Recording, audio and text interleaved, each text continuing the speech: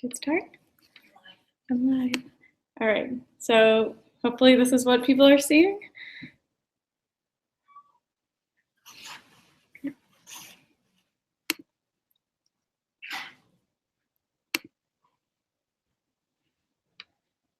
Okay, good. Awesome. Okay, so thanks for coming. Today I'm going to talk a little bit about the many different things going on with the Early Caribbean Digital Archive, the ECDA, that I'm a project manager of, and so is Ben here. We've been working on it since its inception in January 2013. So I'll talk a little bit about sort of the current developments with it, sort of our grand vision for what we think it could or should be, and sort of our ideas about the digital archive in general. So with the ECDA, there's sort of a lot going on with it. And currently, I'm thinking about it like this, like there's all these arms, and it's very exciting because when we started, it was two faculty members, Elizabeth Dillon of the English department at Northeastern and Nicole Aljo of the English department, and Ben and I as graduate students sort of saying, okay, like how should we start this digital archive? What should it look like? And it's been exciting to see that, you know, a year and a half-ish later, almost 2 years, that there's all these arms. And we're starting to get more people working on the project, more partnerships or collaborations with other universities and institutions. So there's all this stuff to talk about, and I'm not going to talk about all of it, but if there's something that you're interested in or want to hear more about in the Q&A, then we can certainly talk about it then. I'm going to be sort of focusing on what we're doing in sort of our ECDA classroom with our Omeka site, and a little glimpse into the sort of the TEI markup that we've been doing. So a few weeks ago, Ben and I met with several undergraduates who are interested in working on this project as part of a final assignment for a literature class that they were in. So we have an Omeka site, and I'll show you what that looks like.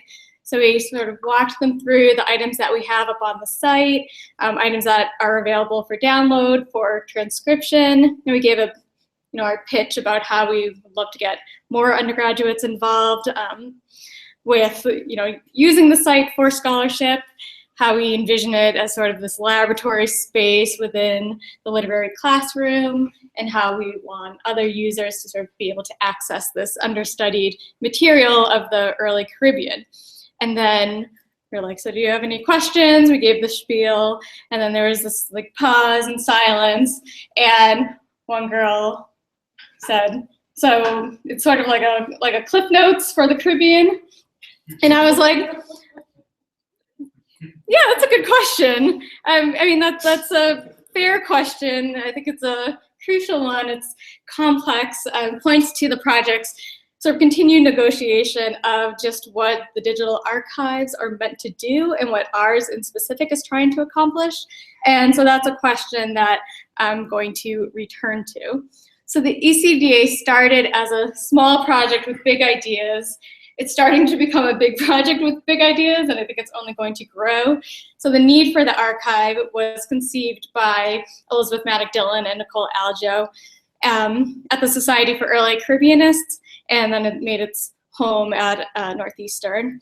So we envision it as an open access interdisciplinary project that brings together scholars of early Caribbean text, network analysis, network visualization, archival digitization, and undergraduate students to create a digital archive of texts and poetry and letters and images from the 16th to 19th century Caribbean. So in sort of thinking about, like, what are we talking about when we think about digital archives? So I think we've been sort of paying attention lately to sort of what words we use to describe the archive, and this is like kind of the price that, do we call it a project, archive, edition? Is it a database? What's the difference between a database and a digital archive? What goes in the archive? Like, are we replicating an existing canon? We're trying to sort of create a new one, and even by doing so, we're already interjecting sort of our argument about what should be in there. This is a piece that Nicole Aljo found, I think, at the library company in Philadelphia that she sort of scanned, and we put in our archive, and then this is just sort of a, like, maybe other things too, who knows, we're continually negotiating and adding to that. So this is a screenshot of our current Omeka site, which you can find at ecdaproject.org. So in part, the ECDA seeks to uncover and make accessible a literary and cultural history of the Caribbean, written or related, particularly by Black, enslaved, Creole, and or colonized people. So what Elizabeth Hopwood and Nicole Aljo, when they came up with this idea, they were identifying a current gap in the archives, especially the digital archives, devoted solely to pre-20th century Caribbean writing, seeing this as sort of a byproduct of the history of European imperialism in the Caribbean.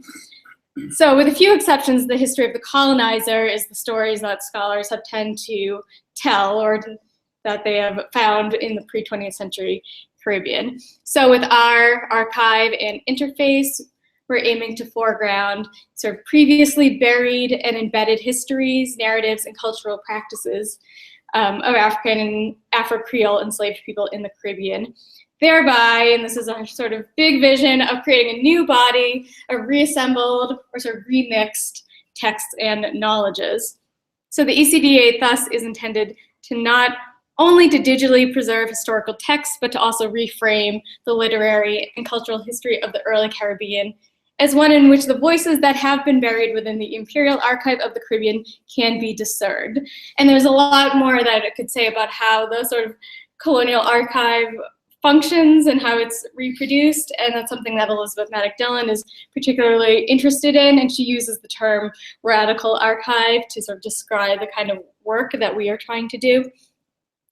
But I want to return to the sort of, is this the Cliff Notes version of the Caribbean literature question posed by our student, and the larger question that sort of hovers above all of the meetings that we have about this project, of which there are many, where we ask ourselves, is the distinction between a digital repository of texts, a curated selection of digitized materials, and exhibits that gather and present them in a sort of topical or thematic way.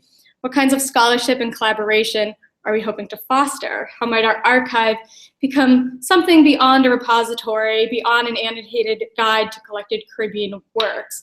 And the answer that we have come up with is in the idea of creating and maintaining a knowledge commons.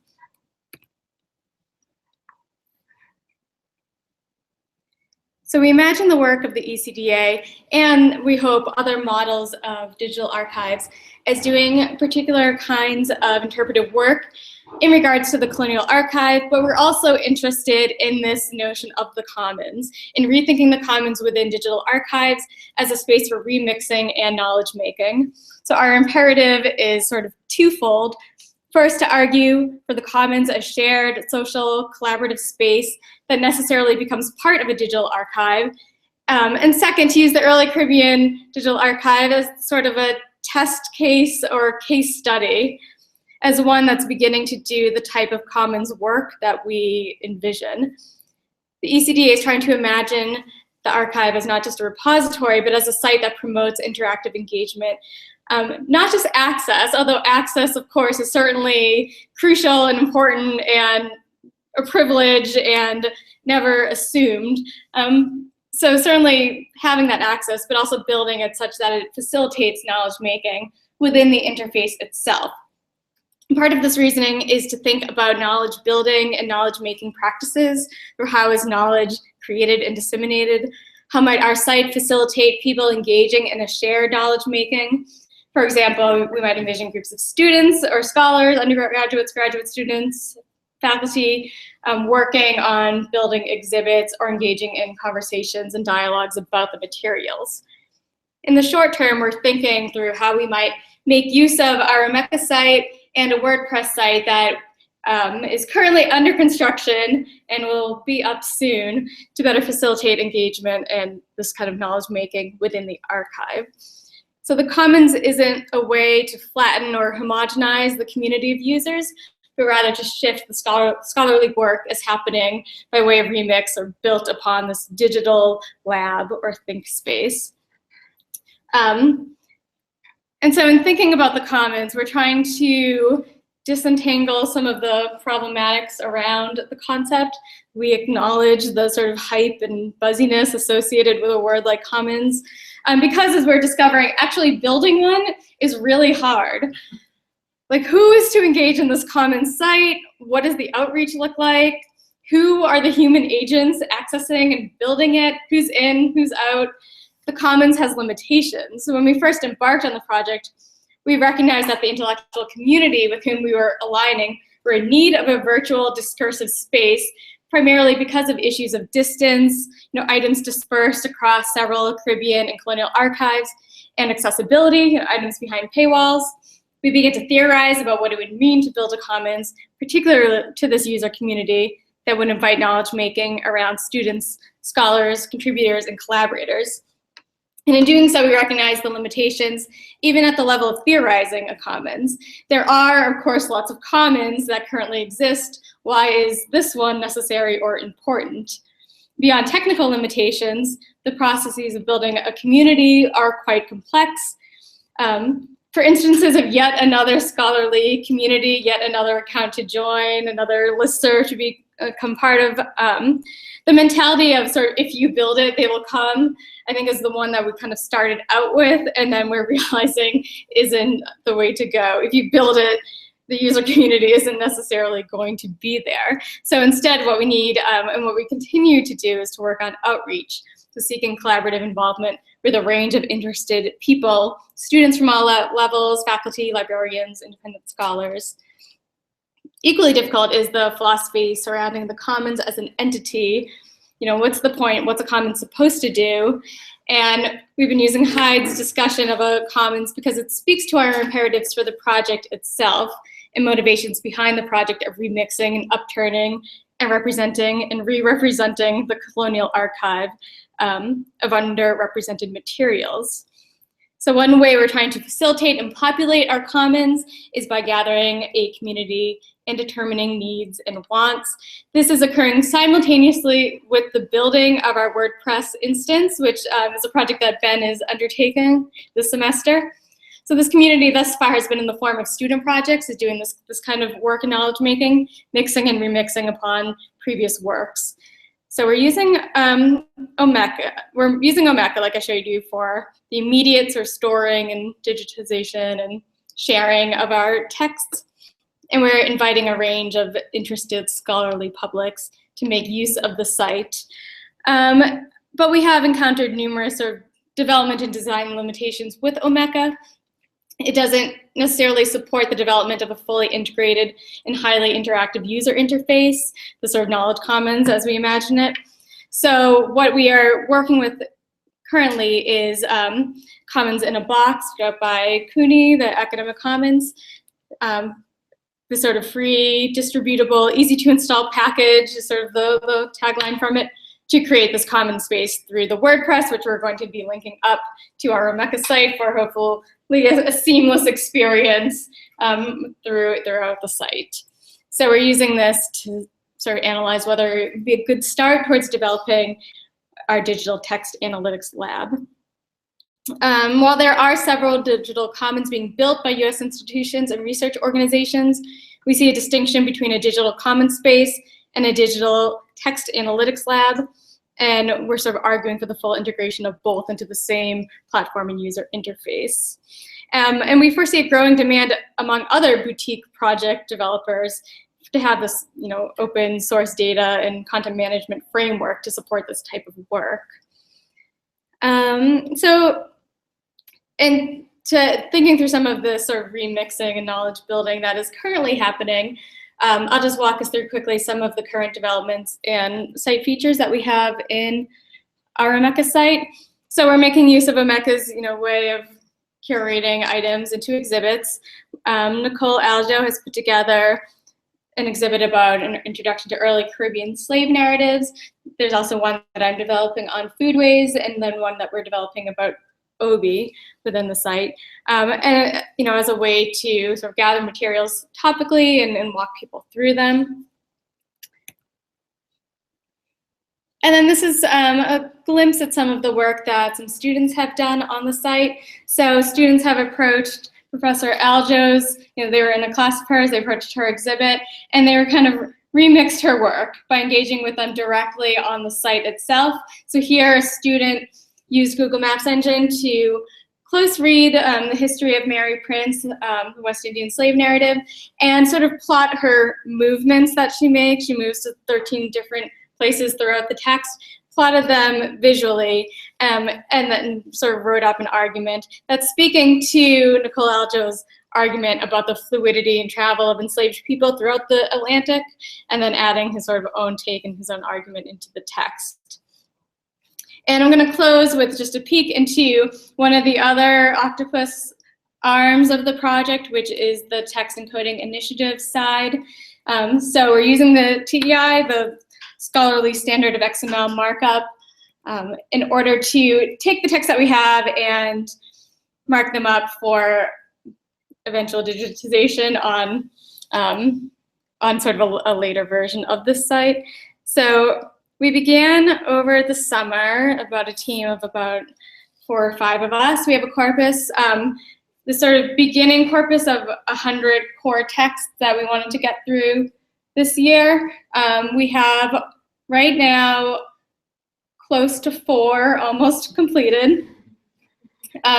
So in using the TEI, we're not as focused on rendering it like the renditional items and representing it completely from a PDF to the screen. We're interested in divisions and paragraph breaks and title pages and all that. But when we have it up, we're envisioning that the user could also sort of look at another edition of it. So we're interested instead in creating a sort of personography, creating a placeography, listing sort of the people throughout all of the text, and looking at things like commodities, plants, animals, food, sort of distinct terms. If you look at a commodity to see sort of what stage of production it's in, we're looking at punishment, references to military, to abolition, to disease, to performance. So we're sort of adding an interpretive spin onto the TEI. So to do that, we sort of had to redefine our schema, create a separate odd file, and figure out what to us was important to mark up. And in doing so, we created a few of our own elements, like one to describe and tag instances of a slave narrative that's embedded within another narrative. So if you think about slave narratives in the US versus the Caribbean, there's not really a Caribbean equivalent of the Frederick Douglass. So instead, and this is one of Aljo's arguments, that within sort of a larger travel narrative, will be a slave who's sort of talking or recounting his or her life story or experience, and these were sort of tracking as embedded or interpolated slave narratives to then be able to extract, the story from within the sort of colonial text, some individual's story of their life. And what's particularly exciting about doing this work is that we realized, over the summer as tapas, began to develop further at Northeastern, that we would actually have a way to take this and have output and render it and be able to read it. So we're actually going to be working closely with tapas in order to take some of this and actually have it online for people to read. And we're very lucky because Ben is project manager on both, so he has one foot in either, and he's going to be talking next about tapas. So this is my segue. And you can follow us on Twitter, and then that's my contact information as well if you have any other questions. Thank you.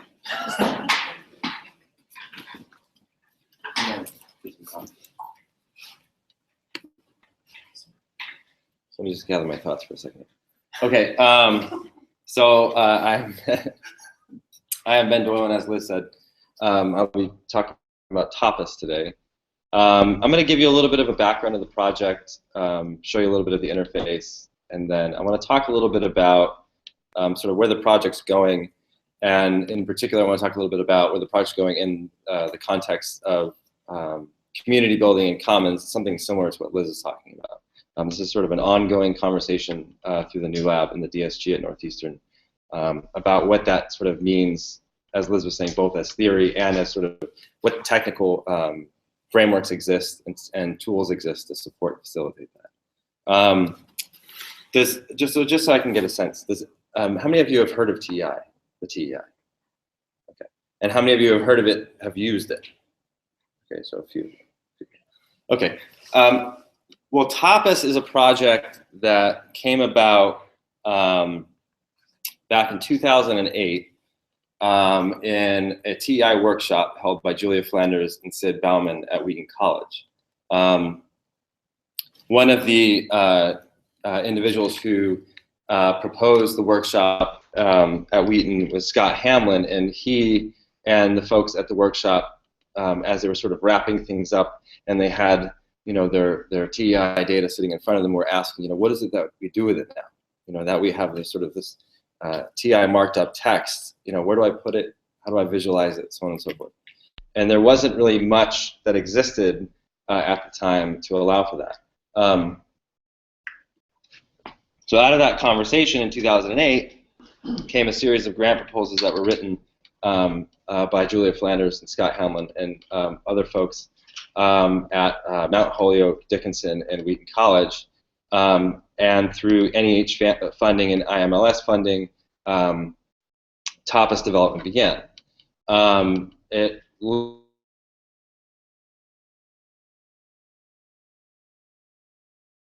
ago, but actually no, technically it moved over to Northeastern servers about a month ago. The TAPAS project just went live. It was in beta phase up until the first week of October. So TAPAS is the TEI Archive Publishing and Access Service. And so what, through conversations with many institutions and many partners, became was more than just a means of visualizing your TI data. So TAPAS tries to, or imagines itself as offering services for repository publishing and sort of sandboxy kind of practices, right, to play around and visualize your TI data.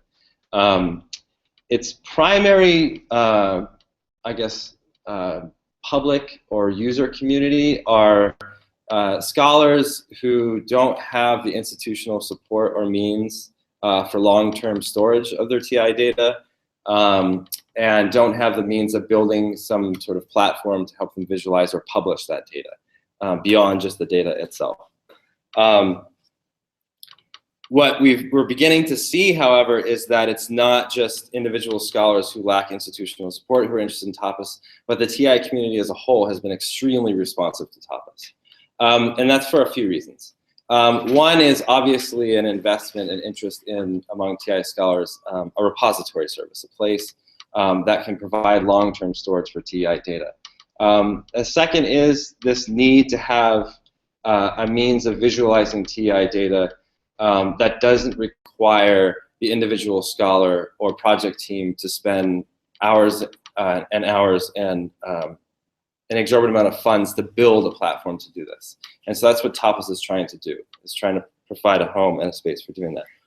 The third aspect is the commons aspect. It's the community aspect. The TI community is a very vibrant community. They're very well connected with one another via listservs and conferences and symposiums and gatherings. But TAPAS is trying to provide a space within which conversations about markup, about what to do with that markup, about what it means to actually build a digital edition with TI markup, to support graduate students who are interested in using TI in their dissertations, perhaps as a sort of alternative publication method or mode, to help facilitate the teaching and learning of TEI in the classroom, in workshops, so on and so forth. So it's trying to imagine a much broader user community and a need community than when it first began.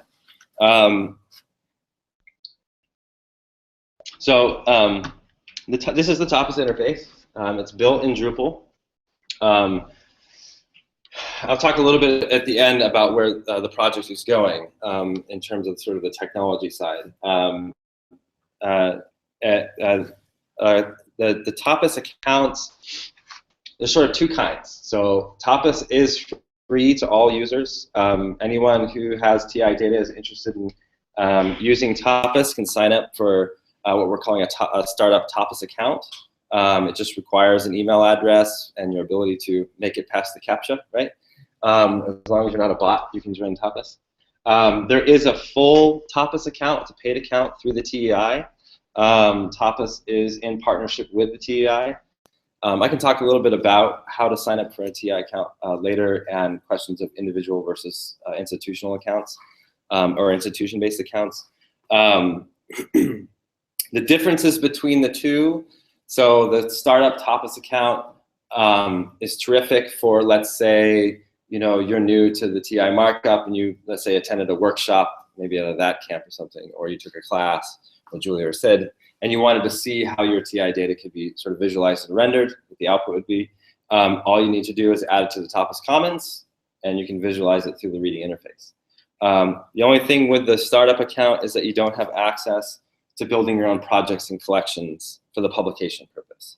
The data will be stored indefinitely, and when we move from P5 to P6, we will be performing a lot of that labor for you. So adding your TI data to the Commons is, regardless of whether you have a paid account or not, is a good idea. The paid account, like I said, it's through the TI, allows you to build your own projects and collections, gives you full access to forums, gives you full access to the sort of enthusiasts and experts of the TI community who work alongside Tapas.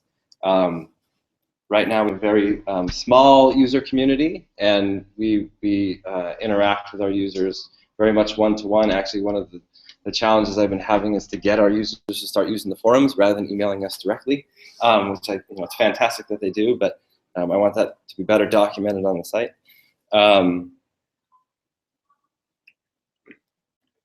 So I'd like to just show you a little bit about the projects. We had, during the beta phase, we had a Tapas early adopter phase just following the beta phase before launch, and we had, I think, 3 or 4 full projects that were being published on the site. We've had about 19 new users. It might have reached over 25 in the past 2 weeks since the launch. So we're getting a lot more people up on the site, a lot more projects up on the site. And so the user community is growing. The project level function of Tapas is still somewhat in development in terms of the reading interface and how we're beginning to learn how users are interested in composing a project, right? So since it is meant to be a publication mode, we're realizing that not every user wants to publish in the same way, and they're looking for other ways of presenting their material. But the basic setup we have right now is you can upload a logo to your project. You can add a project level description of the TI material and data that you have ingested into Tapas. And then you can organize that data into collections, as we have here. And then you can have collection level descriptions. So let's say you're working on a publication of a series of letters, but it's in the context of a larger project. Perhaps it's through the ECDA, for example.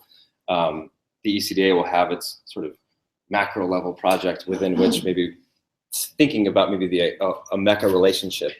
The TI data could be presented in collections at the level that speak to the exhibit level of the Omeka. One idea, right?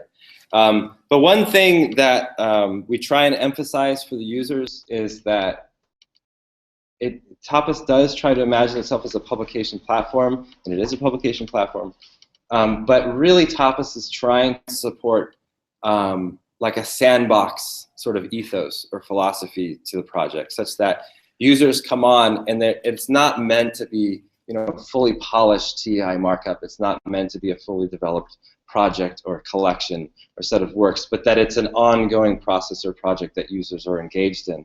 And that it's once you're in that space of Tapas that you're looking for those sort of support mechanisms and feedback and input from the user community to help you to continue to learn at the level of the markup, continue to learn at the level of the publication, the presentation, and how you share that material.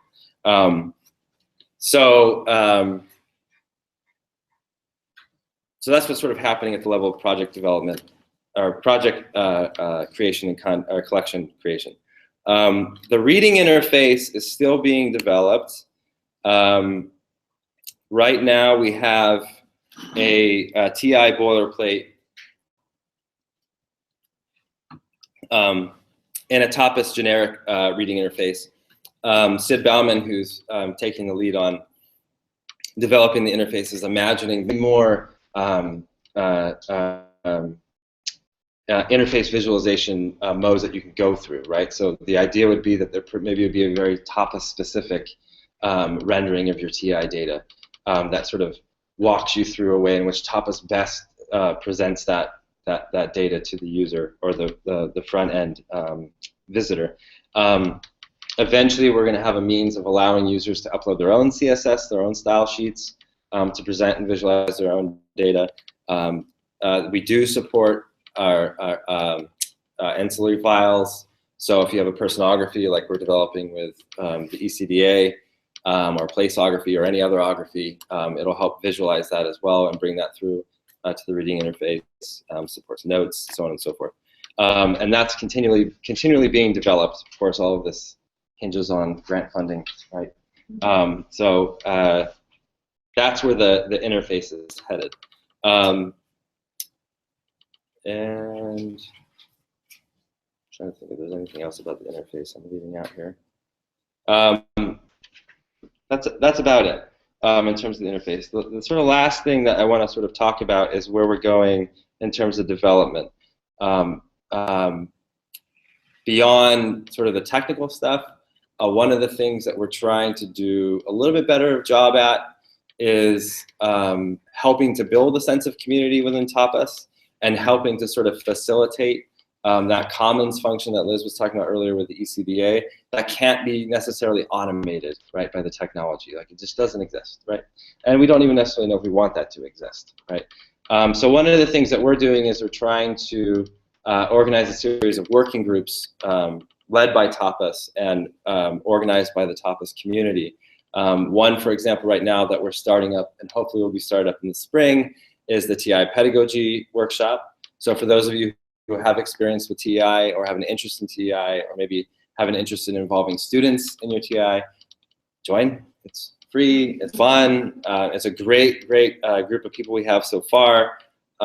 We have, I'm sure Liz will be joining in with us, another grad student colleague of ours, Kevin Smith, is thinking about integrating TI markup into his dissertation, and it'd be, I think it's a ret comp approach, looking at composition via the markup. And it's going to be a space for materials, syllabi, talking about student work, which leads me to sort of the last sort of commonsy aspect that's a little more difficult, but we're trying to do a better job facilitating. And that is allowing students to engage the site in a sort of classroom pedagogy experience. And there's a series of ways that we're trying to imagine how we would support that, and I can talk about that a little bit later if you have questions about it. But because Tapas allows for multiple members to join a project and participate on that project, it's a great sort of space for teachers and students to start visualizing their TI data and actually have conversations around that data too, right? And ask students to think not just about the markup, but about other ways in which you can organize and publish that markup, right? And I think that's it for Tapas. So, thanks. What do you need, Jim?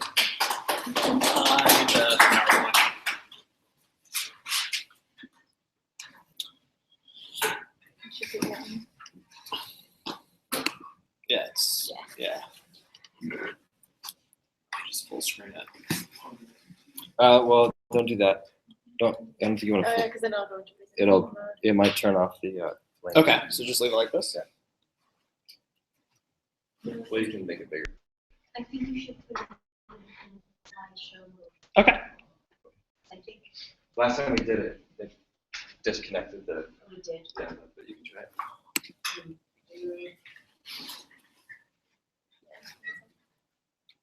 Oh, it works. Okay. Cool. So hopefully this works. That's where my stuff is. So I'm Jim McGrath. I'm a doctoral student at Northeastern. I wanted to talk about our marathon, the Boston Bombing Digital Archive, but I also wanted to talk a bit more broadly about grad student labor and digital humanities. How many grad students are here now doing DH stuff or thinking about it? So one of the things that kind of started up impromptu is we're also using this grad DH hashtag on Twitter just to make grad student labor and grad student involvement in DH more explicitly visible. I do think grad students play an important role in DH, and that's acknowledged in a number of places, but just to sort of own it a bit more and to maybe sort of foster some community building on Twitter, which is where everyone spends their time now. So the two major questions for discussion, but I will introduce our marathon and talk about how this stuff led to these thoughts, and then the other DH projects and the grad student involvement there have led to some similar thoughts. So how's graduate labor on DH projects implicitly and explicitly valued and undervalued by faculty, departments, institutions in the job market? And then DH projects rely heavily on grad labor and collaborations between faculty and students. How does this dynamic reveal tensions over ideas about graduate labor?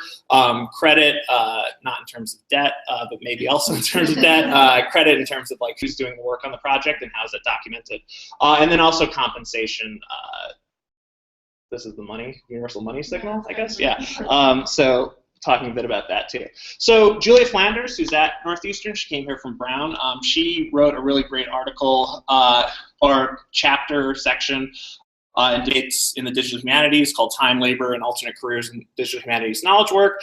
And these are just some, I guess, starting points for this discussion. So more broadly, academic work is considered to have the privilege of self-regulation, being in this respect more like the work of a poet than of a journalist, this sort of perception, that this sort of ethereal, idealized lifestyle of the academic.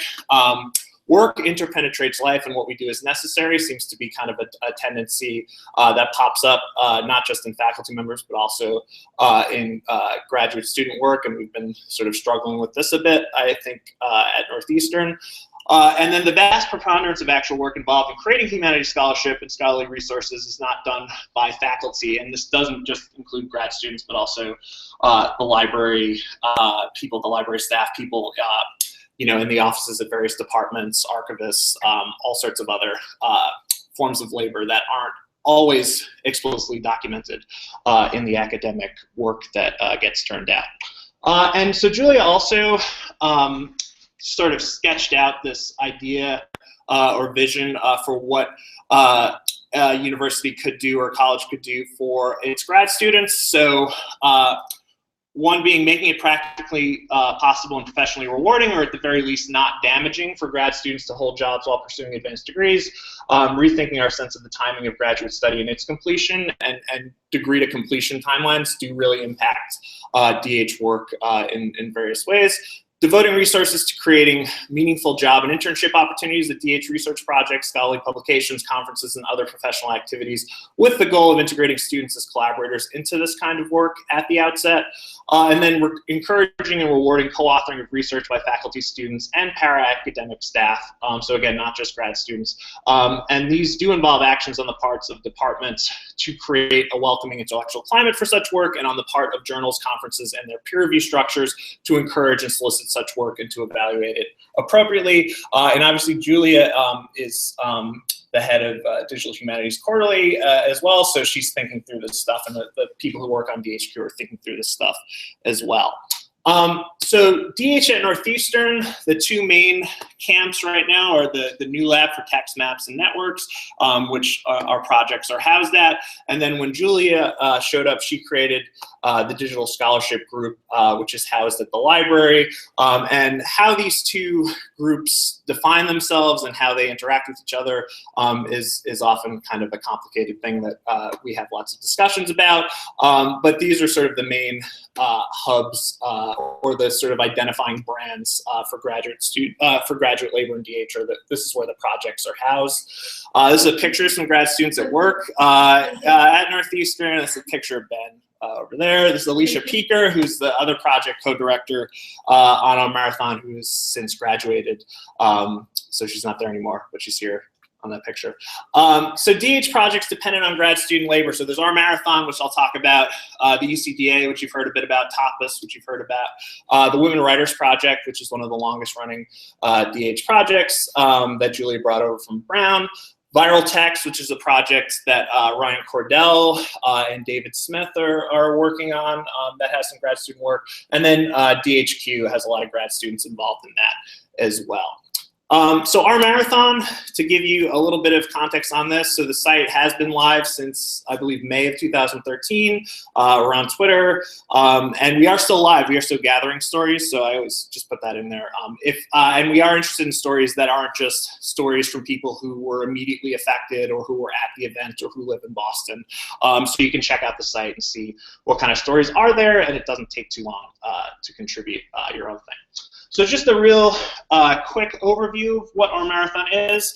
It was imagined as a crowdsourced digital archive, so it contains stories, photos, oral histories, and social media and other things related to the 2013 Boston Marathon bombings and the aftermath. And that aftermath sort of continues on until the present moment with the Tsarnaev trials and other dimensions of that. There's no real date endpoint on this. It's whatever people want to talk about or whatever we want to gather.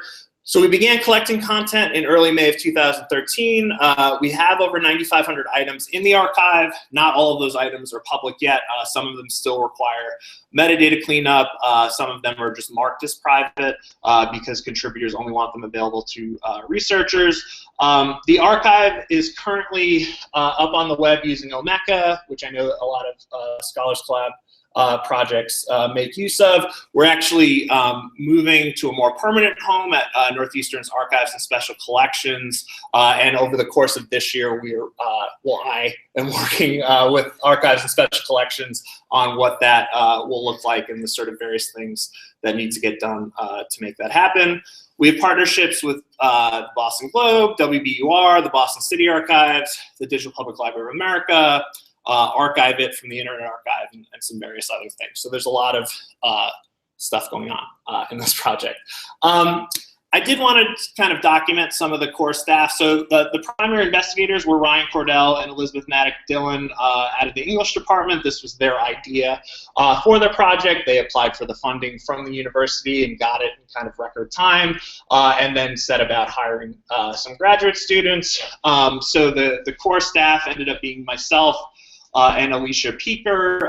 We were initially hired as research assistants in the summer of 2013, and then once the fall came about, it became clear that there was a need for people to devote attention to this, and that due to sort of commitments that faculty members have as they're working on tenure or doing other things, it was decided that 2 grad students should be the co-directors. We have a technical lead who's a doctoral candidate in history.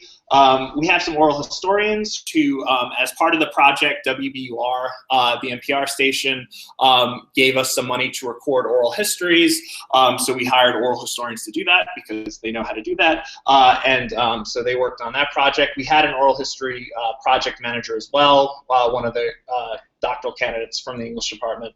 And then we also had a community outreach lead who was an undergrad who actually just got into the grad program in English at Northeastern. And I can talk a bit about how undergrads fit into all this in the questions, if that would help. We had participation from Simmons College, graduate students in library and information sciences. We had 1 each semester up until the summer of 2014. We worked with library consultants, specifically metadata specialists, because at the start of this project, I didn't know what metadata was, so it was useful to talk to people who knew what that was and to get some help on that front. We also had participation and collaborations with other parts of the library staff, Archives and Special Collections. We had a particular project over the summer where the Boston City Archives gave us a bunch of material that the private company Iron Mountain had digitized voluntarily for them. Well, voluntarily and for other reasons. So this was all stuff that was at the makeshift memorial in Copley Square, or it was letters that were sent to the city of Boston. So we needed a particular group of grad students working on adding basic metadata to that content. So we had a particular team over the summer of that. And we had other project alum. Liz is a project alum. Ben, I think, worked on the project for like a week or so, but he's really busy. And then we also had undergrads, work studies, interns. And then we had a collaboration with the College of Art and Media Design, which I'll talk about in terms of special projects. I think funding is useful to know where all this money is coming from. So we got some money from the College of Social Sciences and Humanities. We had some funding from the New Lab and their budget. WBUR specifically funded the Oral History Project. Iron Mountain and the BCA funded the metadata work that we did over the summer. And then Northeastern Libraries gave us money for the server space and things like that. So in terms of my work on the project, this is a picture of me. I think I wear this shirt in multiple pictures in this presentation, talking to some undergrads at Northeastern's library. Around the 6-month anniversary, we had an event where we introduced the project to our community. This is a picture of me and Alicia, I think kind of close to the 1-year anniversary. We were kind of sick of each other a little bit, and we were being interviewed for a Watertown, no, not Watertown, Stoneham, sorry, Liz is from Stoneham, Stoneham Public Access show. This kind of was a funny documentation of our dynamic as project co-directors, but we get along really well. I swear. Some various weekly tasks, just to let you know like what grad students are doing on these projects, or what I was doing on this particular project. So we're managing the staff and volunteers, we're managing the site itself and the contributions that were coming in and are still coming in. We're managing partner relationships. We are overseeing project finances to some degree. There's certain, and we did have a role in some of those decisions. The overall project development, where the project went from the summer into towards the 1-year anniversary. Social media outreach, stuff on Facebook and Twitter and Tumblr. We did some PR interviews. We helped with the oral history work. I mean, I particularly helped with some of the WBUR collaborations, and then we email nonstop. I'm kind of still getting over checking my inbox after the sort of high activity that we had leading up to the 1-year anniversary. It's nice to not have 100 emails just sitting there waiting for you. In terms of special projects that grad students worked on, so we had a 6-month anniversary event at Snell Library at Northeastern where we set up laptops and we introduced the project to not just grad students, it was open to the public as well. And this was a really useful place where we could talk about the value of the project and see what was clear, what was unclear, who was interested in participating, who might be resistant. There was an anniversary broadcast that was filmed at Northeastern that was sponsored and aired by WCVB, so we were involved in that. After the 6-month anniversary event, and that we thought that it went pretty well, we decided to do these Share Your Story events at public libraries and universities around Boston from January up until April. So for the week of the 1-year anniversary, we spent 4 days at the Boston Public Library gathering stories. We were in Watertown, Brookline, Lowell. We were all over the place. All this stuff is documented on the site as well. We did conference talks. We helped with the WBUR 1-year anniversary programming. So we had these interviews. We cleaned up the sound quality. We made short clips. We sent them to WBUR. And we had to sort of adhere to radio deadlines, which was fun for that process. But the actual program itself came out really well. And we also had a physical exhibit that College of Arts and Media Design undergrads put together for us. So we helped wrangle that up. So that, in addition to all the other stuff, is what grad students were doing on the project. There's a lot, because I think there are a lot. So one that was useful was getting grads like me as a grad student more invested in my dissertation work, kind of like feeling like I was producing material that was circulating to an audience and seemed more engaging. Experience in project management and development. Experience with Omeka and Neatline, the sort of geospatial exhibit plugin that Omeka has. Introduction to the wider DH community via conferences and Twitters. Collaborations with faculty members, so getting that access and work was useful. Collaborating with other grad students. We have a sort of nice community because we all work in the same space and are so busy and can either vent or sort of brainstorm different approaches to projects. Collaborating with the local communities is useful. Other parts of the university and knowing how universities work, I think, is really important for grad students to know where the money comes from, who's really weird to talk to, who you can't talk to until you get a faculty member to email them, stuff like that. Collaborations with librarians, archivists, and public historians. Obviously, it's useful to the CV, and it's useful for talks like this as well. But there are challenges to this, and I do want to emphasize this a bit. So it does impact your dissertation. We do have a grad student at Northeastern who is writing her dissertation about our marathon, or at least had the idea to do it. But if you're not, this is work that you're doing in addition to your dissertation. There might be some overlap, but it's still time that's being spent on this stuff. The value of that work is not always clear to your dissertation committee. So if you have a dissertation committee that is invested in DH, as I do now, over the course of sort of working on this, it can be useful, but there is resistance, say in an English department at times, to the perceived value of this work, or what it might look like, what a DH dissertation might look like, and not just sort of material versus digital, but also like what you're focusing on. Grad student labor is not always recognized by the college. The professors get a lot of the credit for this, and that has to do with branding and things like that. There are skeptical faculty members and grad students in the department, particularly more broadly over DH, and we've dealt with that and have kind of had to have a lot of defensive DH discussions with people at the bar or in the hallway and things like that. So that's just something that affects the work because it is popular. It's kind of trendy right now. You are witness to lame institutional BS and power trips. You are. It's fun to talk about, but it's not fun when it's happening. It does impact your grad funding.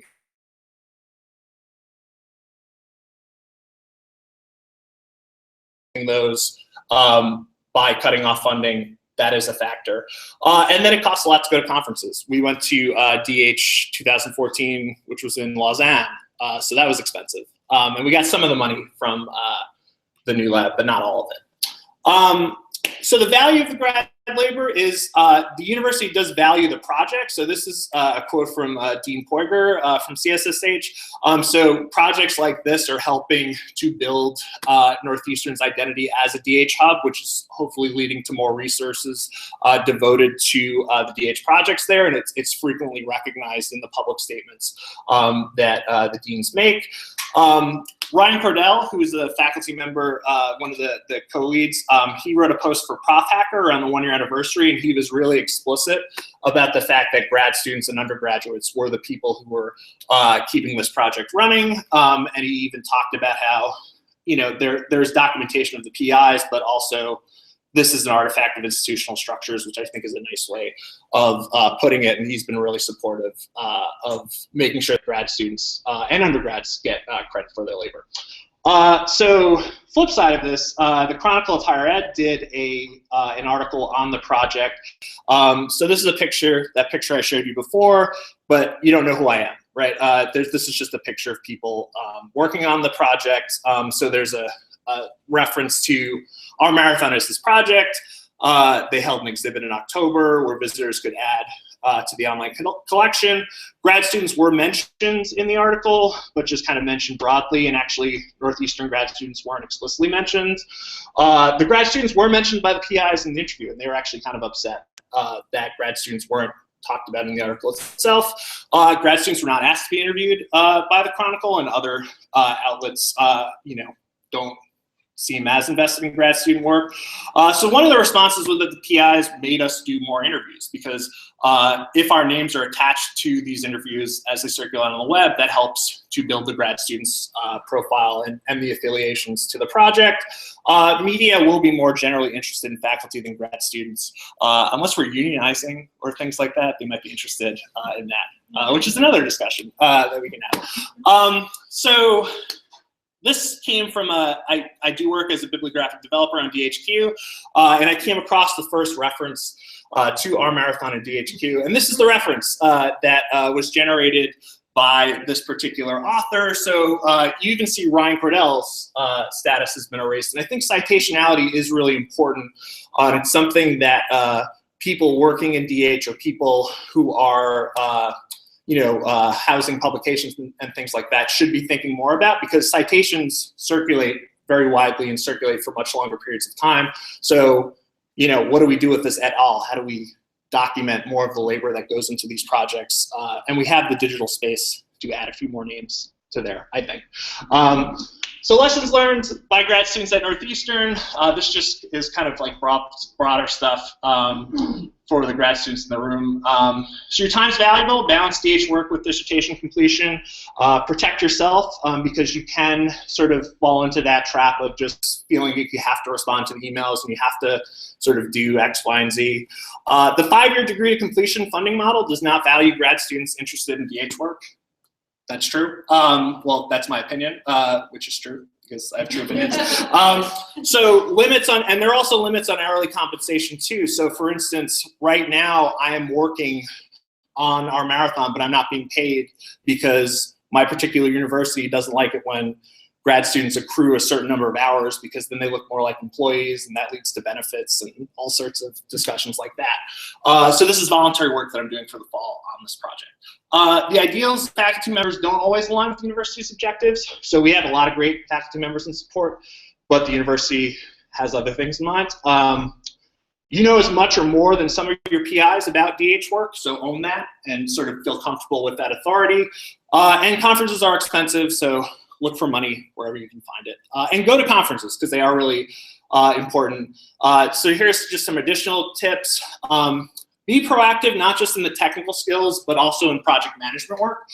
So HILT, which was offered at the University of Maryland last summer, Jen Giuliano co-ran a project development workshop that ran for a week that was really useful. Jen's also really invested in labor and graduate students, so she's a good person to talk to about stuff like this.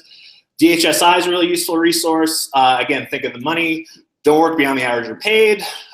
Consider conferences and articles. So you want to document your labor in a way that's valued by humanities researchers. You want to acknowledge that certain things are more valued than others. But you should be thinking about, well, why isn't X valued as much? But those are also conversations that faculty and admin should be thinking of too. You should think about ALTAC and library work, archival work, and the value of those fields. I think I can speak for all of us. We love librarians, and I particularly love archivists, not in a creepy way. Like, I think they're really, awesome people. And we do think that DH is a really awesome and supportive field in a lot of ways, but we still want to acknowledge some of these limitations. And for older students, you should be thinking about how you might be a mentor on campus. And I've got 1 or 2 slides left. So tips for faculty and admin. Grad students, and don't treat them like hired help, and give them credit when you need to. Have discussions with admins and department heads and deans about the importance of grad labor. Be an ally to grad students. Some of these conversations are uncomfortable. You should still be having them. We rely on you to be our allies. Set clear objectives for projects and timelines, because this can get problematic, and remember that your grad students' times are valuable. Help set objectives tied to students' professional identities. Make sure grad student roles on projects are clear. Open doors for grad students on campus. A grad student sending an email to one office often does not go as far as a faculty member doing that. It's sad but true. Or in some cases, it makes sense. Keep an open dialogue with grad students on projects and larger issues related to DH at your college, and answer your email at some point.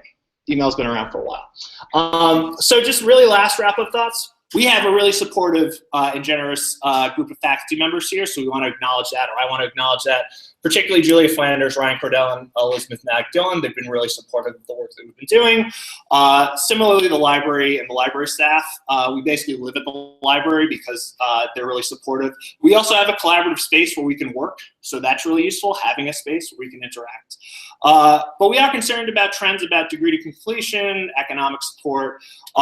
We think that conversations about the value of digital projects and dissertation work are necessary. We're all broke. We're all in debt. We're all broke, right? You're not broke? Okay. All right. So Liz isn't broke, but Ben and I are broke. And we do still really love DH work and spend lots of time thinking about it and talking about it and working on it, like we came out here to do. But we just want to acknowledge some of these areas as well. So that's it. Sorry I went on for long.